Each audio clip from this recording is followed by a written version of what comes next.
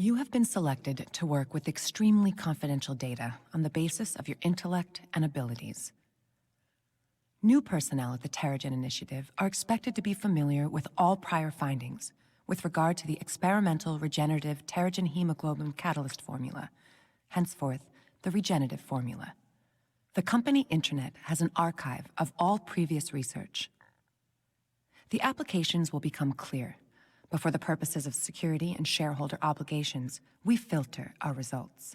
The primary goal must always appear to be the complete cure of the inhuman condition through use of the formula, even if your work takes you in another, more important direction. We at AIM have certain expectations of you. Failure to live up to expectations at this stage puts you in a dangerous position, operationally speaking. You have all been through rigorous vetting. We are working with arguably the most important discovery in the history of scientific inquiry. Do not disappoint. Although we must always acknowledge the loss of human life on A-Day, we have been given an unprecedented opportunity, a large-scale human trial on the effects of exposure to Terrigen. Terrigen has an immediate reaction to water, creating a fine particulate mist. For a fraction of human subjects, this Terrigen mist has a profound transformative effect. We have since isolated a mitochondrial DNA shared by this subgroup. Thus far, only those we have dubbed inhuman have entered terrigenesis upon exposure. A closer examination of inhumans is underway, but the early reports are both fascinating and distressing. The genetic distinction in question arise identically from multiple geographically diverse populations. I've tightened the security on these reports, but it seems almost inescapable. At some point in the past, someone or something did this to us on purpose. Our understanding of terrigenesis continues to increase, with certain commonalities being identified. All inhuman subjects form a protective cocoon around their bodies during the process, though the structure is more akin to a chrysalis. I'm afraid the catchier name has stuck. The gestation period varies wildly, and the mortality rate is still high. But surviving subjects emerge changed, and from there, no two metamorphoses are identical. There also appears to be a psychosomatic component to the mutations, a connection between the consciousness of the subject and the change. Work with the regenerative formula on Project Adaptoid advances in parallel, with great strides being made in the mimicry of inhuman abilities. That research group must remain isolated from the rest, and away from any diagnostic equipment that would allow study of the regenerative formula itself. This level of secrecy is prohibitive to progress, but the composition of the formula must remain known to me alone. The inhuman death rate is concerning, but more worrying is the apparent correlation between the subject's desires and their individual manifestation post-terrigenesis.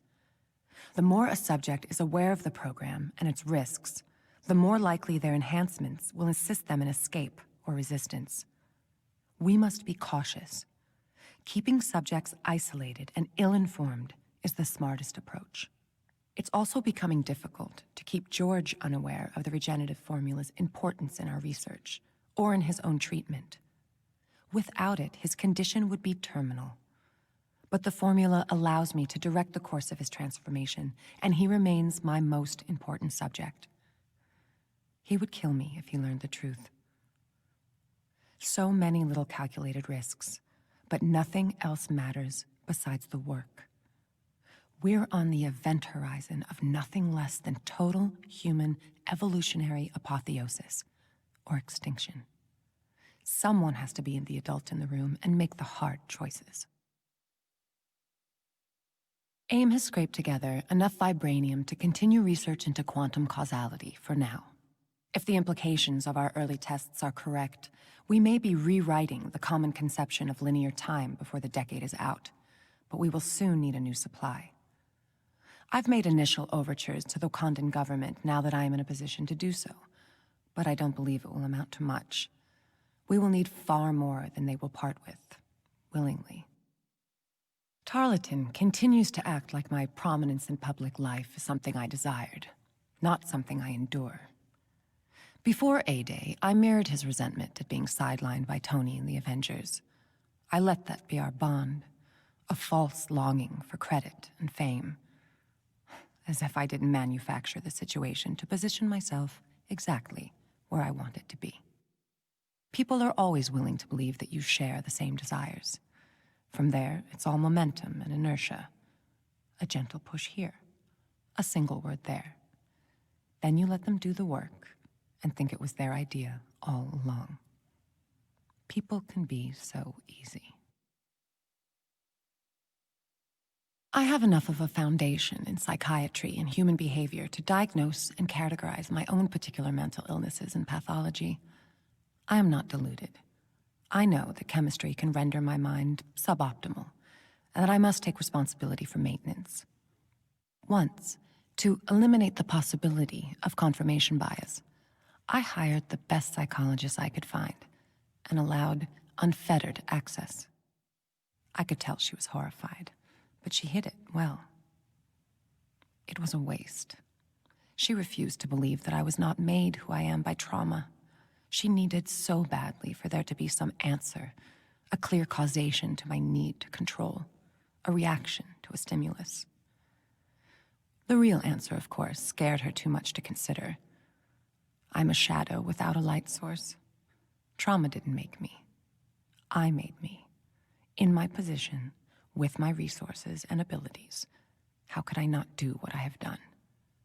It would be an abdication of my responsibility to my species not to. I had her killed afterwards, like I had always intended. I avoid intoxication.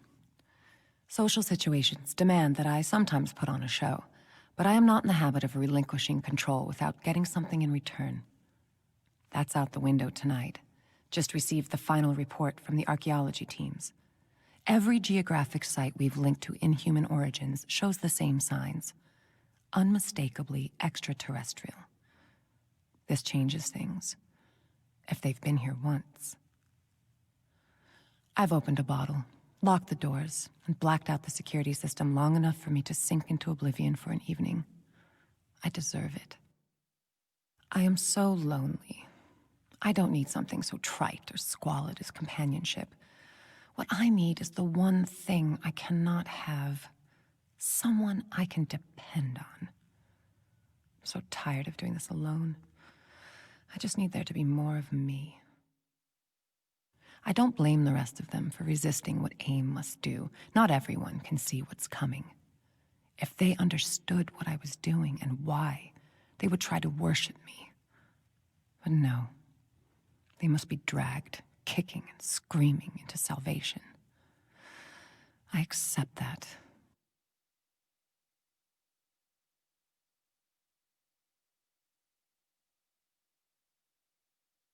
It's been almost 5 years since the tragic events of A-Day, but in that time, advanced idea mechanics has risen from the ashes of the Bay Area like a phoenix. Under the visionary leadership of Dr. Tarleton, AIM has set out to do nothing less than transform the world. Dr. Tarleton's vision was simple. Humanity cannot depend on the fickle whims of costumed superhumans for protection. Scientific progress must uplift us all. From that brave and innovative mission statement, AIM has become a world leader in industries once dominated or overshadowed by the Avengers: security, defense, and energy. If I told you there was a nuclear weapon loose in the United States, in the hands of one man with a history of psychological issues, you would rightly be terrified. Until recently, that was exactly the case with the Avengers. Now it is up to us to keep our communities safe. Superhumans can never be in full control of the powers they wield. It is paramount that we all protect each other. If you see something, say something. We cannot afford another A-Day. In a way, it was inevitable. AIM was forged in the tragic fires of A-Day, an organization dedicated to bettering the lives of the ordinary people who had suffered a great tragedy. Today, AIM brings that altruistic spirit full circle as they undertake the most noble initiative yet, the restoration of the San Francisco Bay. With full operational control, AIM will bring their most cutting-edge technologies to bear in this Herculean effort. Now, with advances in autonomous labor devices and drone-controlled machinery, no human being needs to expose himself to the dangers that still linger in the Bay. In just 5 years, advanced idea mechanics has topped technology markets across the spectrum, from personal electronics and medical devices to self-driving vehicles. Eclipsing their competitors with a dizzying release schedule and remarkably effective supply chain, AIM is now poised to transform the lives of most of the planet.